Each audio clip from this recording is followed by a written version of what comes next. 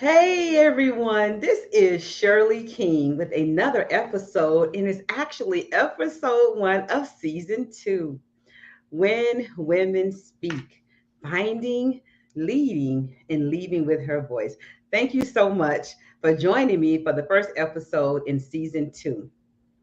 When Women Speak is sponsored by Life on Power in the brand. What if she knew she was powerful? Our guest for episode one, season two, is just as much fire as our guest for season one, but we're gonna take it up a notch, just a little bit for season two.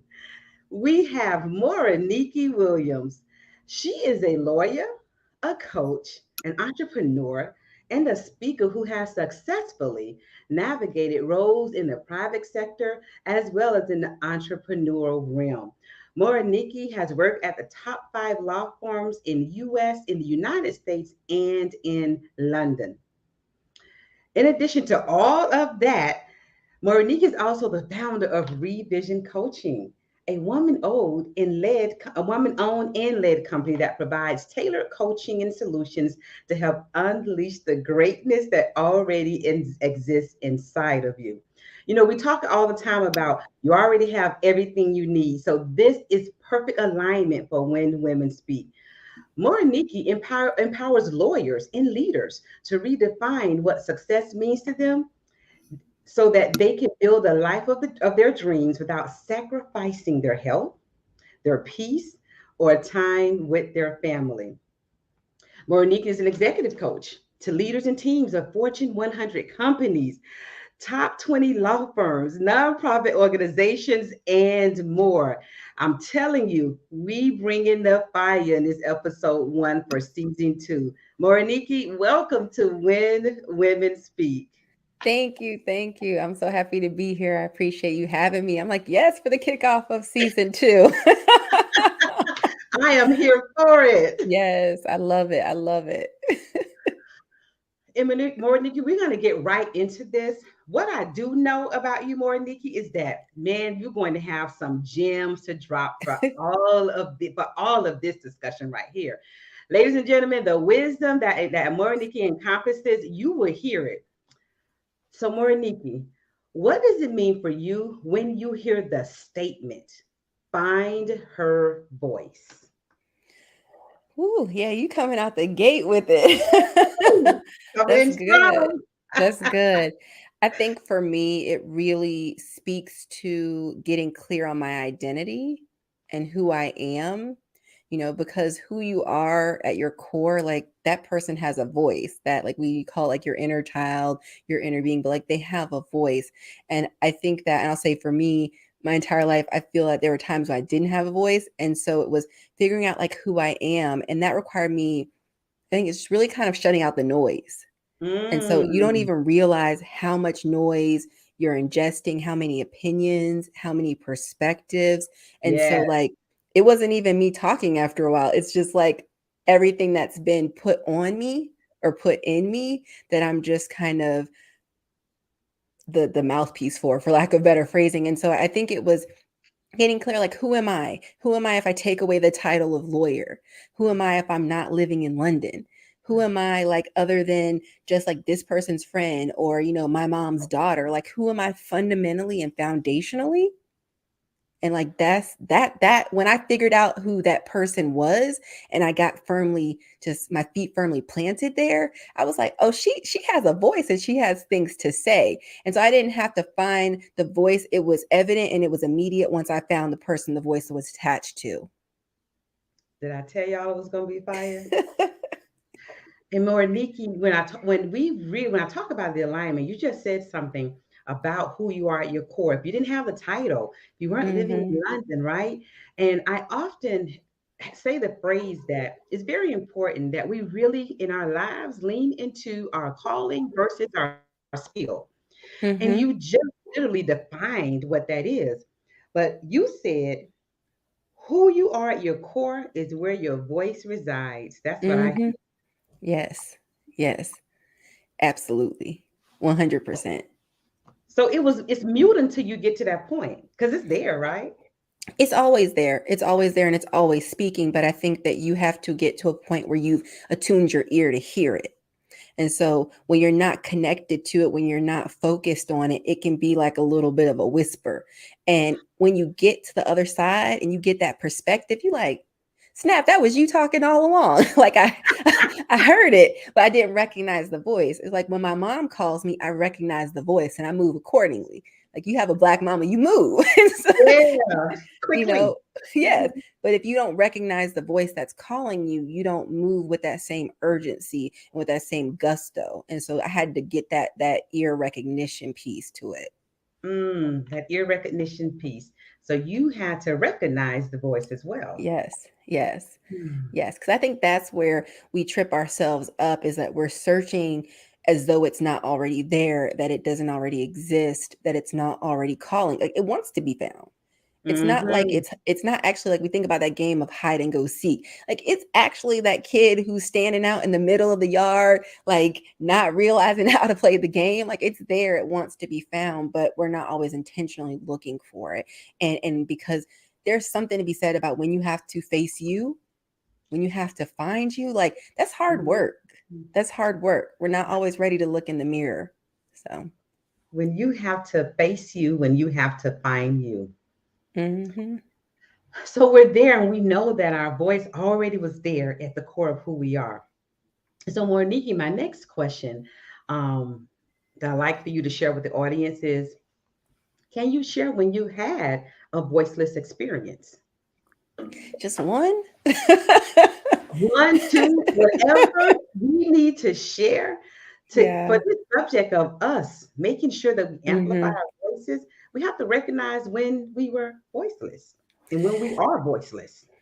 Yeah, no, it's a really good question, and I say that in just like when you work in corporate America, I think as a woman first, there were times when you feel, and I have felt voiceless, but then adding that layer of being a black woman, I feel like I've been voiceless many times. And for me, when I hear that, it speaks to when I felt silenced, when I felt that that true voice and my true perspective wasn't valued, or that there wasn't space Mm, made and room made at the table for it to for me to take up space. It was mm, the idea that like there is an expected kind of path and way that you show up and there's a box.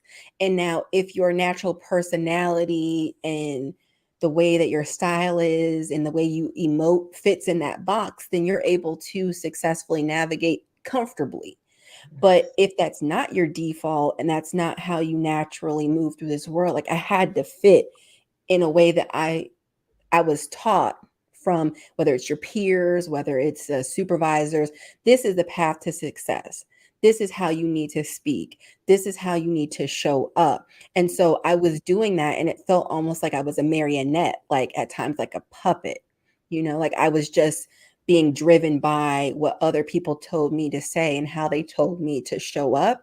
And there Mm, wasn't room for Moriniki's perspective. If that was different than like the prevailing kind of law of the day. If it went against the grain, I needed to keep it to myself.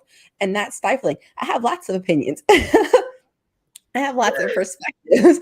And I think that there is a discontentment that comes along with that. And there's mhm. a shrinking. And so to me, part of being voiceless is shrinking and being small. And it again goes back to making myself small to fit in spaces and places that I was tolerated but not celebrated. And I say that I had objective success, but not the me I am at my core, the me I projected because that was what was expected. Come on, Mm, bars, that wasn't even mm, intentional. mm. Okay. Not the me I am, but the me that was expected. Hmm. Wow. And you talked about fitting in, right? You talked about Hmm. fitting in something that was really too small for you. Yeah. And so the uncomfortability of that itself, it drowns out that inner Hmm. core, that voice, Hmm. Hmm. because it has nowhere to go. It's Yep. uncomfortable. Hmm. And it's also even just like it's the focus piece, I think, is what comes up for me, because when you Yeah. are in a space that's uncomfortable, my focus is on how do I minimize this discomfort. So I'm not worried about what this voice over here is saying. I'm like, okay, I do this, because that's going to make this the most comfortable experience for me. And when you're in a situation long enough, it becomes your norm. And so at some point, Mm, you forget that you are even uncomfortable. You're like, I'm just supposed, like, this is how it is meant to feel. Like when I worked at law firms and I'm working till, 3, 4 o'clock in the morning doing all nighters, that was the norm. So when I left and I'm like, wait, people actually go to happy hour? Or people are doing, this, like my world, it was normal to work those kind of hours. It was not only mm. accepted, but expected. And so your perspective starts to shift and adapt to what that day to day is. And that's why it's important for us to be intentional about what Yeah, we're feeding ourselves. Again, if that environment is for you and that's where you flourish and that's where you are meant to be, that's one thing. When it's not, honoring that it's not and being okay making the necessary like shifts and pivots. absolutely. And even in that type of environment where you say, this is you've decided, made a decision, this is where I want to be, this is where I want to thrive. Mhm. But you're still in the midst of, Yep. especially being a Black woman, more times than ever, minimizing your voice. Mhm. There's something very clear. You focus on minimizing your voice instead of, for me, what I heard was, how did you contribute wholly? Because see, being a person in HR for so long, I'm always thinking about what is the best environment and culture for an individual to give us all the talent that we ask for in this employer and employee contract. Mhm. What's the best culture? What's the best environment? But if I'm focusing on minimizing my voice, I can't give you even all the talent I actually have because I'm focused Exactly. on that. Mhm. It's so true, and I think that's the piece around that we miss. So when we talk about having diverse environments and the importance of having diversity, people, it becomes this divisive topic, and people miss it. It's like it's perspective. It's bringing that color and that context to the conversation that because of your experiences, you can't speak to. So if you are someone who is a male, you can't speak to my experience as a woman. Yeah. And so you need to kind of make room for that so that you're not, it's narrow. And I think that's the way we have to think about, like, there was an established practice and approach that was predominantly male and white male at that. And so that's, there was a style.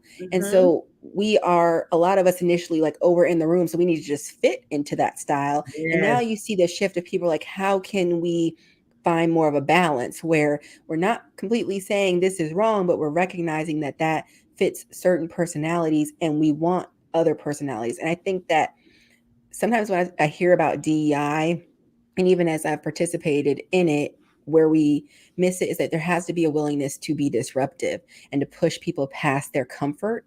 And that's where I think a lot of companies stop. And so that whole voice piece is like, I'm going to advocate for this. But when too many people vocalize that they are uncomfortable with our emphasis on, minority recruiting or this and that, then I'm going to pull back.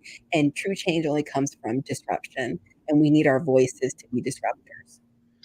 Absolutely. And you said that last word, and I only need to say the word, is the uncomfortability of folks that just are not used to having to contribute with diverse voices, within Mhm. diverse voices. And that the disruption is saying that we're going to teach you how because this is going to happen. Yes. And Yes. that's it. Yeah. I told y'all she was bringing the fire. Didn't I say that? Yeah. Yep. But I mean, I can give you a specific example, or if you want to pivot, we can go on to something else. If Morenike, I want you to share what it is that our audience will hear. That will also, they're hearing this. We're creating some strategy out of it. We have somebody that Mhm. was put in a DEI space, and it's not what they thought it would be. So hearing Mhm. your voice says, I might be able to do it this way. So I'd like for you to share. Yeah. So I think that, two things. One, where I felt voiceless in a particular DE and I experience was where I was one of few actual minorities in the room, Mm-hmm. and the prevailing perspectives were to define diversity in the most broad manner. And Mm-hmm. everyone is diverse relative to someone else. So, Mm-hmm. like, this is just facts. But Mm-hmm. what are we striving towards? What is the result and the outcome that we are driving?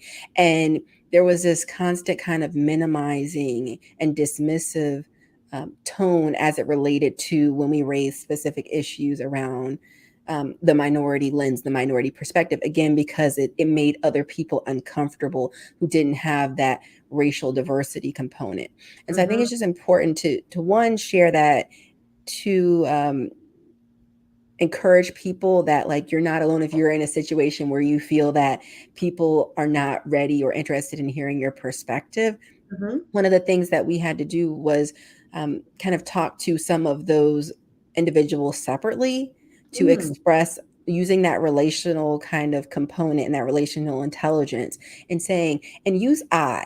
So that's another thing that I feel like from a strategic perspective Mm-hmm. is not always going in and like, this is what, you need to do, or this is how, you came up. It's like, hey, I just wanted to share with you that in the moment in that meeting, I really experienced feeling unheard, because while I feel that you might have been looking to relate, how it landed for me is that my experiences weren't given the space to breathe. And so looking for comparison really cut off just giving my experience the space to say that happened. And she might have experienced pain from that. How can we look to solution for other people who look like her who work here? And so there was a rush I felt to Yeah. find a point where it Mm-hmm. applied to everyone, and that Mm-hmm. that misses the intersectionality piece. All the time. Mm-hmm. Yeah. And so I think that they received it and that some Yes. changes were made accordingly. So I think strategically it's still using my voice. I had to look at the setting and find ways to talk to some of those people, because some people aren't ready to be challenged publicly, and not everyone is ready to receive constructive feedback in an open forum, but it still had to be said. Absolutely. Thank you for sharing that full experience in that scenario, and giving some of our viewers responses that they can use when that happens to them. The word, and if you haven't heard, the word you will never do anything when you're talking to someone or a meeting. Like, so Yeah. viewers, like, it doesn't work. And I don't care who you are, what race you are, what gender Yeah. you are. You sounds like you're attacking someone every Hmm. time. And let's be clear, when you do have that one-on-one conversation, everyone comes to that table with their biases and their different experiences.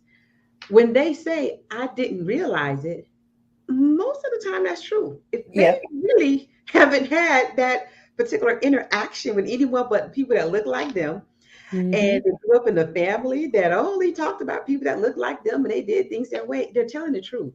So we can't immerse them thinking that we dip them into one and they got it. Like they went to Yeah. one meeting and they got it.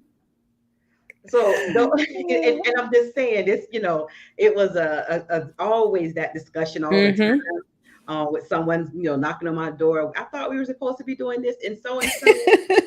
We had a whole training last week. I know, but that person has had 40 years of training. Just like you, because that's the thing you have to think about. Like, you've had 40 years of lived experience. They do too. It's just different one. And so how, like, you're looking to help them unlearn some things or discover the impact of some things that at this point are automatic. It's muscle memory. And that requires a level of grace. And it sucks at times, It because you're just does. like, why don't you get it? Like, let's be honest. I get tired of, like, why are you not learning these things? Like, I feel like you are actively seeking to remain uninformed on this topic, but that doesn't help. And so I have to find grace but also accountability. It's a balance. I do share a list with people of certain references that I would love for them, and I invite them to lean into. So when people ask me about certain topics, it's kind of like, hey, I'd be happy to have a conversation. I'd ask that you check out these articles first, and then let's discuss after you've read them. There you go. Hmm. And so what you're doing is you're allowing them to kind of immerse in that in their own way. Hmm. So You're not saying come to a book club and let me help Yeah. digest it. Those that Hmm. I really want to, and let's be clear, just like all of us, there are some things we just not gonna want to do. And that's some are just not gonna want to even do it and even want to immerse themselves. But those that Hmm. really want to, they're going to still get it wrong sometimes after they read the book, after they looked at the list, after they've had conversations, they're still going to get it Hmm. wrong sometimes. Yeah. But giving them grace to apologize and do it again and do it right and learn from that, that is how we're going to really begin to really take that needle and for it Hmm. to really go from just a quarter, a little bit of the to Yep. the half point Yeah. because we got a Yeah. long way to go. We do. We do. And so, Morenike, you and my next question actually, you did give us a little bit about that. Hmm. But with your experience, your impact and influence that you've had, Hmm. you share it with the audiences an experience where you were leading with your voice. You had the mic, you had the impact in order to be able to do so. Can you Hmm. share experience or a experience outright where you walked in the room, maybe with the thinking that you need to minimize your voice, but you were able to pivot and lead with your voice anyway. Mm. Whatever you like to share, an experience leading with your voice. Yeah, definitely. I think that for me, there's a couple, like me leading with my voice was me believing that I was enough and that my perspective needed to be heard. And so I showed up with a level of confidence that was different than other times. Mm, I didn't ask for permission, like for permission to share my perspective. I assumed that it deserved space. And so I shared it. And so I think that was yeah. pivotal, and that's when I started leading. And so I think for me, there's certain meetings where there's a lot of senior leaders in there, and there can be, I think, this unspoken, you kind of like, depending on where you are in the pecking order, you need to be quiet or this and that. But Mm-hmm. then there's this, almost like you play spades, this trump card where if you're the person with the knowledge, you have to be willing to share that perspective. And Uh-huh. so there was a conversation that was happening. We just see something and it's just like, oh, this is just going downhill. And when someone asked me the question, they asked a question that actually wasn't to me, and I could see the person was struggling. I was like, actually, would you mind if I share some thoughts, because it reminds me of something that I was discussing the other day. So, and they were just like, oh yes, and I could tell that they were really grateful I jumped in, but I also did it in a way where it wasn't like saying like, I know you don't know, and it tied to an ongoing conversation. And then I just spoke like, here's what I'm thinking, here are some of the roadblocks and challenges. I'd love to invite other people's thoughts on this. Like, is there something that you would add to that? And they're like, no, that's like spot on. And that covers this and this. And so I found like when you have the knowledge, and even sometimes when you don't, but it's like when you have the knowledge, I think that there's an unction to speak. And Mm-hmm. sometimes we are nervous about it because we don't want to be wrong. Yes. And like we don't want to look foolish. But I guarantee you that like even when I've been wrong, I've been closer to right. And that's not like an arrogant thing, because we all make mistakes. It's just Mm-hmm. that like, but what you shared, there was a lot in there that needed to be added to the conversation and Mm-hmm. dialogue, or maybe it asked a question that then led to another question. And so I started raising my hand more, I started speaking up more, I started inquiring more, because my perspective, and my curiosity, it it pivoted the glass. It changed the perspective of the conversation. Like I like to think about, so I still watch Grey's Anatomy. I don't know if everybody still does, but I'm a diehard Grey's Anatomy fan. And one of the things that I love that they've done over the years is they've given cast members an opportunity to direct, and in particular, a number of the women cast members. And so one of the things that I loved is there's an episode where Dr. Bailey is on the first date with like Dr. Ben Warren.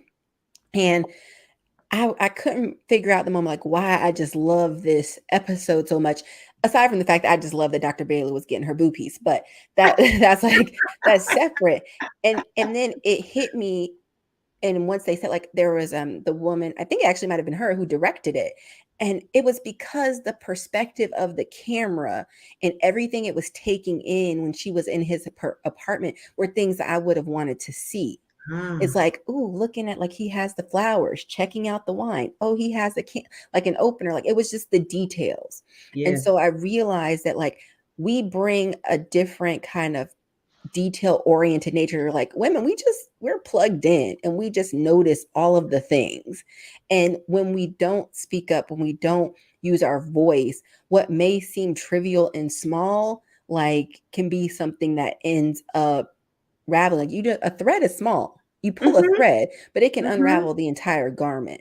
And so I Yes. think that for me, it's a coming back full circle, a moment when I spoke up, and it was also how I felt when I did it. So Ah.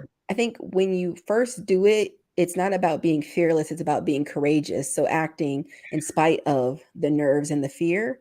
But I felt grounded and I felt powerful and empowered when I spoke and I led with my voice and I trusted what I had to say. And so I wanted to feel that again. Like I was like, oh, that felt, I kind of like that. And so, and the more you do it, it's a muscle. The more you do it, the Mm-hmm. more you exercise leading with your voice.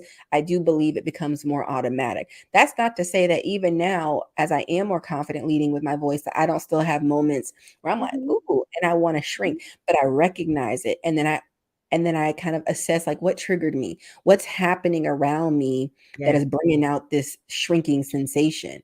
And I need to unpack that, whether that's with therapy or that's just in the moment. And so it's a constant unearthing process that I think that we need to go through, but it's worth it.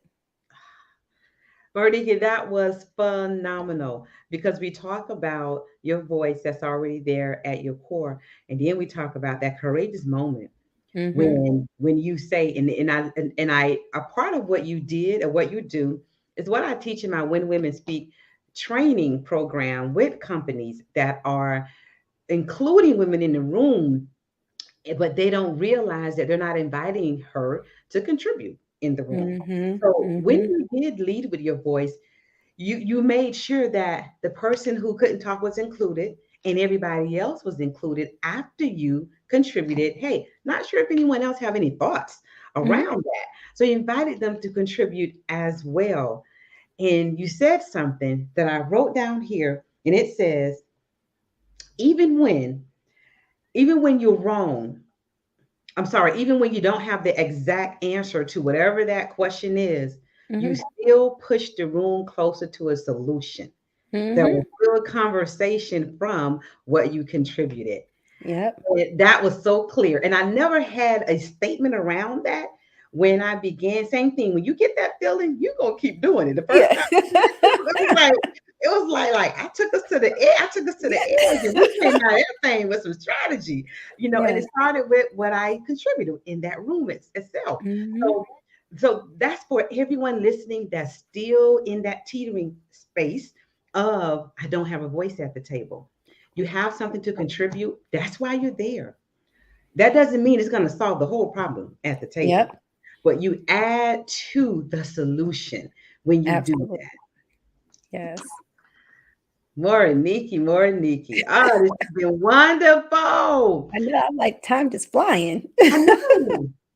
But I got to get this respected from you. So Mm-hmm. every guest, when I ask this question, every guest has had a different answer, and it has been phenomenal for every guest, I have to say. And no So the pressure. You see how she just set me up, y'all? She like, it's been but she phenomenal. can take it, y'all. She can Yeah. take it. The statement leaving with her voice, it can convey various meanings. But Mm-hmm. Morenike, I like to know, what does the phrase leaving with your voice convey for you? Ooh, some good questions here, Shirley. I think leaving with my voice speaks to me about leaving whole and intact. And so I talked about the fact that, my voice is connected to my true self and my core. And so if I'm leaving with my voice, whether it's on my own terms or someone shooing you out the door, that my being is whole. I haven't shrunk and let myself beat down to the point that I'm whimpering, that I'm no longer willing to kind of speak and to share and to stand confidently. I think that the voice is simply just an expression and manifestation of the internal state. And so when I'm leaving with my voice, I'm leaving with that internal state still intact, still confident, still being able to share authentically, but in a persuasive manner. And Yeah. so I think those are the things that come up for me, because if I didn't let you silence me while I was there, I'm not going to let you silence me while I'm walking out the door. And I want to be clear, Come like, this is through, also come not through, come through. yeah. I don't want to people, because some people hear that this is not a blank check for people who haven't developed EQ, and to say that you can just speak with no level of professionalism or filter. That's not what I'm saying. Like, there is a finesse that you have to apply in certain things. That's not about a lack of authenticity. It's just turning the volume up or down. The way I talk, when I'm out with my friends is not the way I'm going to necessarily speak in the boardroom. Both Yeah. are still me. They're Mhm. just different aspects. And so I just wanted to clarify that, because sometimes people be like, yes, they said that I can just, no, no, no, no, no, no. We did not say that on the When Women Speak show. We did not say that. Yeah, yeah. But I think that really is, it's protecting that voice so that Yeah. you have a voice to actually accompany you out the door. Absolutely. Hmm. Absolutely. Thank you for undergirding that with a healthy level of EQ. I don't think Hmm. there's anyone that has ever asked about me mentoring them or getting some advice for them, where I do not recommend EQ Yeah. in EI, and that help that they need that for communication. I don't think in the workplace anyone can really do it at a level that keeps them whole without healthy EQ. They cannot. They try. They Hmm. try. But they when you're broken, you end up cutting other people. You do. And so You there's a do. lot of broken people who are cutting people and bleeding on people and cutting themselves because of their emotional state. And so we really need to focus on being whole.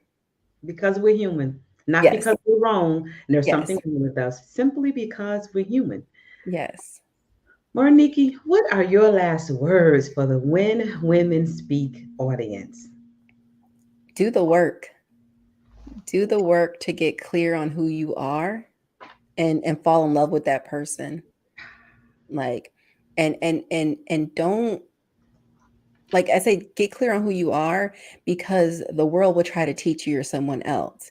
And especially the closer you get to walking in your purpose and doing the thing that you were meant to do, there's always going to be something that comes up and says that you should be doing something else. and Mhm. and so you have to get a level of conviction and clarity and grounding in that identity, so that even when you have doubts, you can come back to it and you're anchored to that. And so it's like, do the work, whether it's a combination of self-reflection, it may be a combination of therapy. I am team therapy. I believe in it. I'm a proponent of it.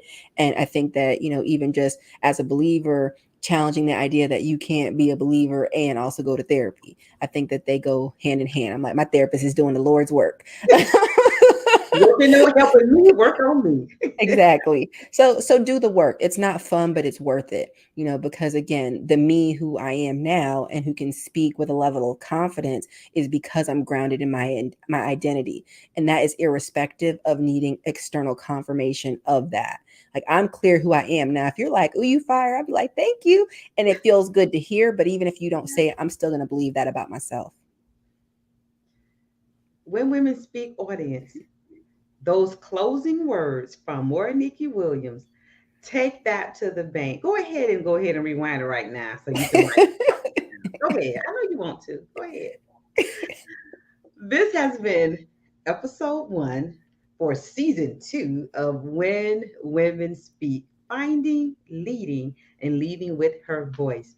Morenike, how do we contact you? How does the audience get in contact with you?